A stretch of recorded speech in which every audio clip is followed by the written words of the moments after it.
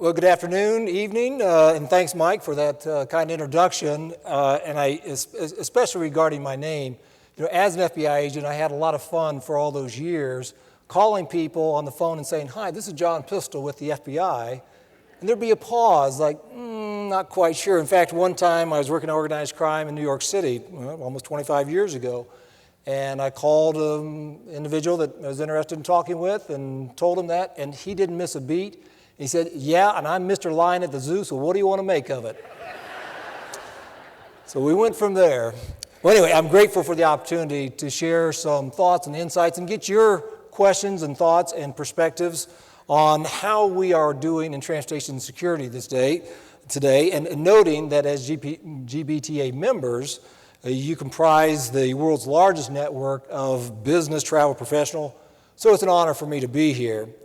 And now, as we know, 3 weeks from today, the world will pause to observe the 10th anniversary of the tragic attacks of September 11th, and to honor the memory of the nearly 3,000 victims from that tragic day. It's almost been 10 years also since TSA was created. We were created by Congress in November of 2001. Throughout that decade, TSA's mission has been to protect the nation's transportation systems, to ensure freedom of movement for people and goods. And every day, the men and women of TSA work to do whatever we can to prevent such an attack as 9/11 or other catastrophic attacks from happening again. Now, while a significant amount of our time, energy, and resources is dedicated to aviation security, as was mentioned by Mike in the introduction, we also have responsibility to safeguard, in partnership with state and local partners, other modes of transportation. And there's a broad range of TSA initiatives that you may be familiar with, again, in all likelihood with those state and local partners and private industry.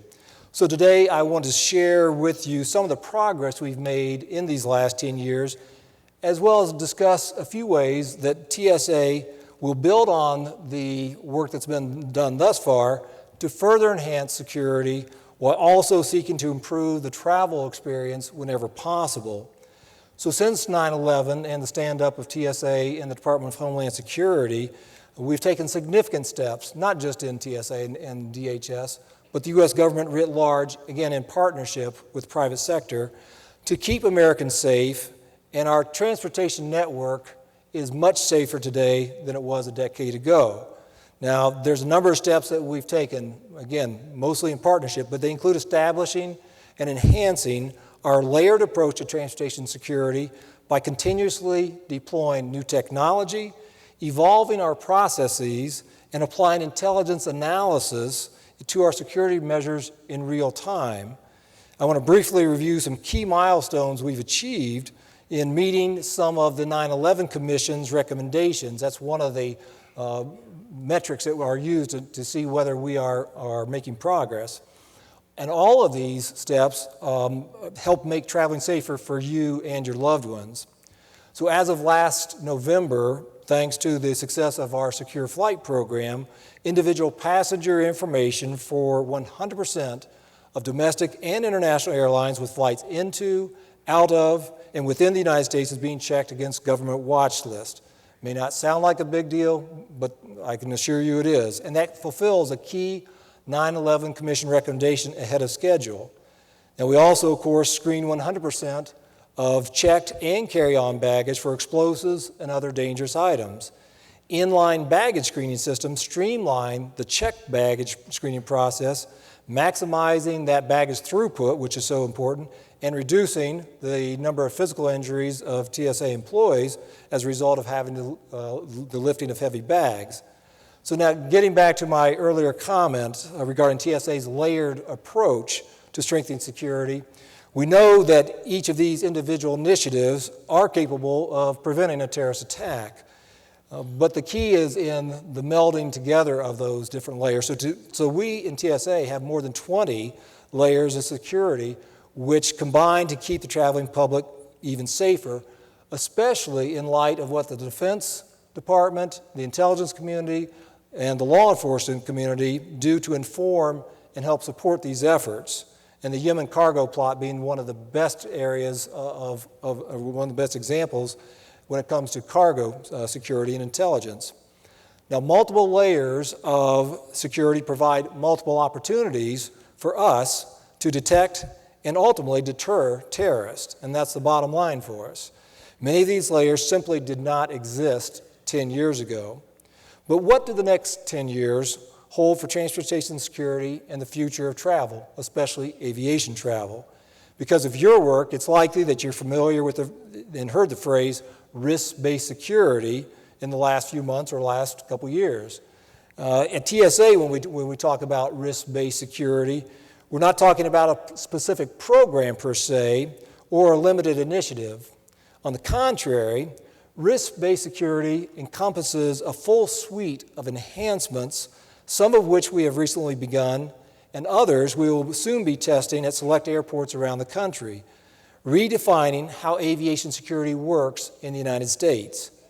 As a result of significant enhancements in security over the last decade, TSA is able to better refine our approach, moving away from a one-size-fits-all construct through a better use of intelligence to inform the screening process. Over the past few months, we've begun or are about to begin proving out several concepts that represent the next steps of our transformation into more of a risk-based, intelligence-driven organization. And as with all the concepts we're evaluating, the driving force behind these efforts is looking at how we continually enhance transportation security. One of these ideas is well known, at least in name, and that's a trusted traveler or known traveler program that evaluates how to expedite the physical screening process for travelers we know and trust the most, and travelers who are willing to share some information with us about themselves before they travel. So doing so will allow our officers to more effectively prioritize screening and focus our resources on those passengers we know the least about, or of course those on the terrorist watch list. We'll begin testing this known or trusted traveler concept in the fall, and to make it happen, we are partnering with U.S. Customs Border Protection, their Global Entry, Nexus, and Sentry programs, as well as U.S. air carriers and airports, of course. The bottom line goal for us is to provide the most effective security in the most efficient way. Expedited screening may include a dedicated lane, the ability to keep shoes on, and possibly keeping laptops in carry-on bags. Of course, nothing will ever guarantee expedited screening. Passengers will always be subject to random, unpredictable measures, and of course this is to prevent terrorists from gaming the system, so we must continue to maintain these aspects of our security screening processes. We're also working with airlines, especially ATA and pilots unions, on identity-based screening of pilots. Additionally, we're currently testing how we screen children using risk-based, intelligence-driven strategies. Both are components of TSA's move toward a more risk-based, intelligence-driven approach.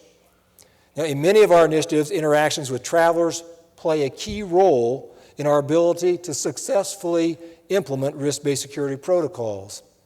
One such effort is currently underway, being tested at Boston's Logan Airport, and it involves an expansion of a program we call SPOT, S-P-O-T, which stands for Screening of Passengers by Observation Techniques.